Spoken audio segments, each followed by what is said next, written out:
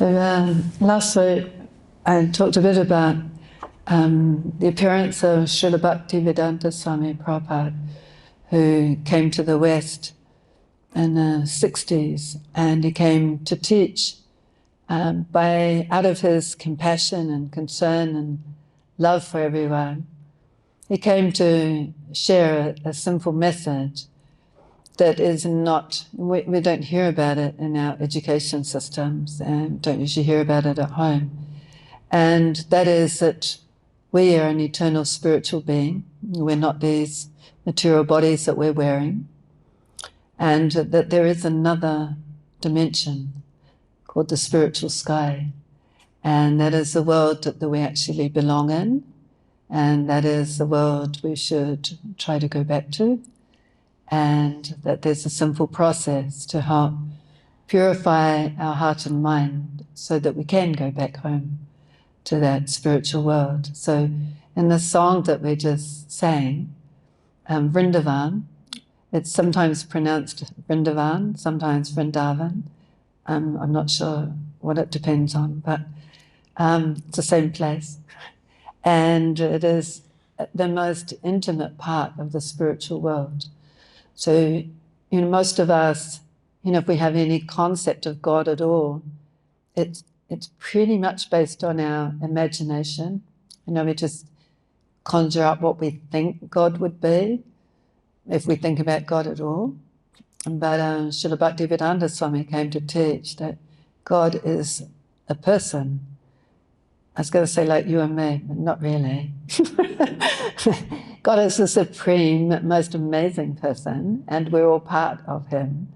And in the spiritual world where Krishna resides, he resides in the spiritual world. He simultaneously resides in the spiritual world and can appear here, and he does appear here in the core of our heart, in each and every one of us. God is situated in our heart. Sometimes we have that feeling like we have a conscience. It's kind of like that little voice inside, gently, lightly, very quietly going, don't do that. Don't say that, And how much we hear that, and inevitably we go afterwards, oh, I should have listened. So Krishna is there in the core of our heart, but he simultaneously exists in the spiritual world. And the spiritual world is full of fun, full of variety. And so the mantra that we were just singing, Radhi, or Radharani, or Radha, all refer to the same person. And that is Krishna's eternal consort. In the material world, we try and find perfect loving relationships. And they don't usually end up quite so perfect. But we instinctively know that a perfect relationship exists, and that is because there is a perfect relationship, and that is between Krishna and Radha, the most sublime, the most perfect of all loving relationships.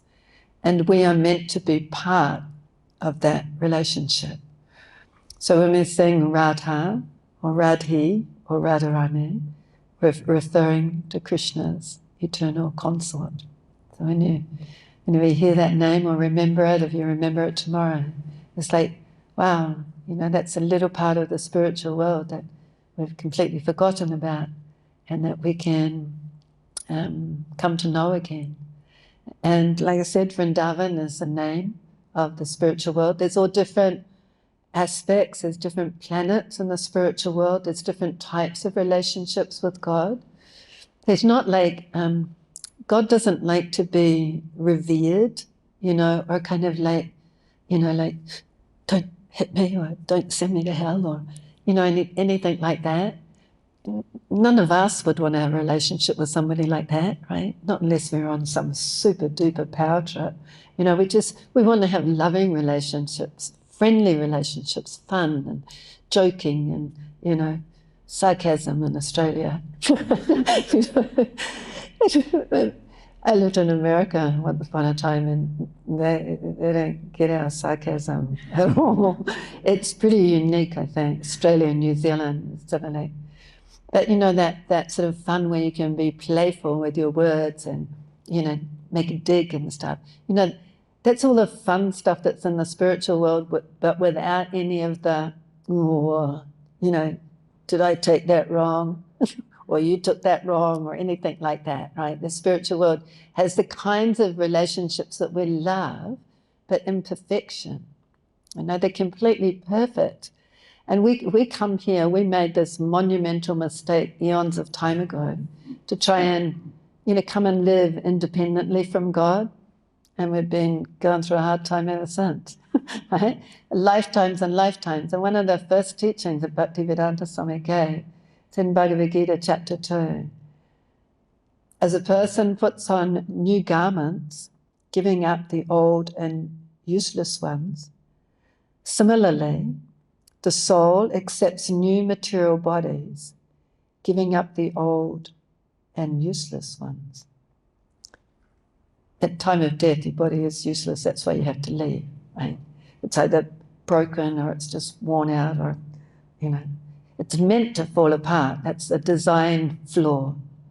Well, it's not a design flaw. It's built in. You know, like when I was a kid, when they made machines, like washing machines or fridges or something, you know, they made them to last. And I don't remember this. My mum told me. I have a sister who's 2 years older, and at some stage, she must have been quite young, we got a refrigerator. Like before that, they'd never a refrigerator. I just had a safe, and not like a lock-up safe, a safe. And New Zealand's kind of cold anyway, right? So your butter and stuff get kept in the safe. And there was a deli across the road, so we got fresh milk, and actually they delivered it at 4 cents a pint. That's pretty cheap. But anyway, we got a fridge, and my mum said my sister was out the front. We lived on a main road, and there was a deli across the road, so there was a lot of people coming and going. My sister stood out there going, "We got a fridge, we got a fridge." You know, like nobody would even think of it nowadays, right? It's just like, you know. And in probably, that was still going when I was probably about 50. That same fridge, just a small one. You know? They probably get called bar fridges these days. It was still going. I don't know anybody here who's had a fridge for very long, but they're not made to last anymore. They have a built-in obsolete thing, yeah? So our body has got a built-in obsolete factor. It's going to get wrinkled, it's going to fall apart, it's going to get diseased, and we're going to have to leave it. And it's really important that we understand it's not us, right? Otherwise, if we don't understand that, we're going to experience so much distress, because we are going to have to leave this body. And it is, you know, if you don't get smashed in the meantime, you know, it is going to get old and decrepit and look pretty shitty. And, you know, our nature, you know, we're beautiful by nature, and we're eternal by nature, and youthful by nature. So it doesn't fit, you know. It's like we experience, it's kind of like there's something not quite right here, you know. It's like we don't want to get old, but we're forced to by material nature. And so, you know, to understand, I'm actually an eternal spiritual being. I'm within this body. I'm part and parcel of Krishna, part and parcel of God. I actually belong in the spiritual world, and I can use this valuable human form of life to re-establish that relationship, to come to know that home, that precious, most amazing place that we all long for in the core of our heart. But then, you know, if we go to the doctor and he goes, "Oh, you've got cancer and you've got X number of time to live," we go, "Oh no, you know, I'm not ready," and stuff. You know, it's like, God, we should be wanting to get out of this place, right, and go home, right? We should, what was that song George Harrison sang? I'm gonna get all things must pass. All things must pass, yeah. And, you know, we don't try and cut it short. It's a really valuable tool that we can use. But it's not our only home. It's a temporary home. There's a temporary way station.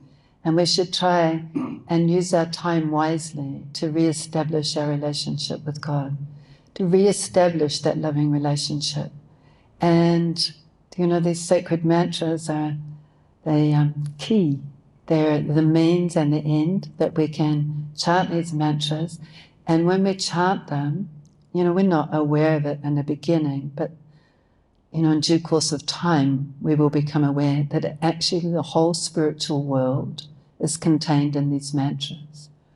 There's a whole, like we just say the words and it's kind of like they're a little different and everything. We don't appreciate that Krishna is right there in his names. The whole spiritual world is contained in the names of Krishna. So gradually, as we hear and chant these sacred mantras and try and apply them in our daily life, we will gradually experience that more and more.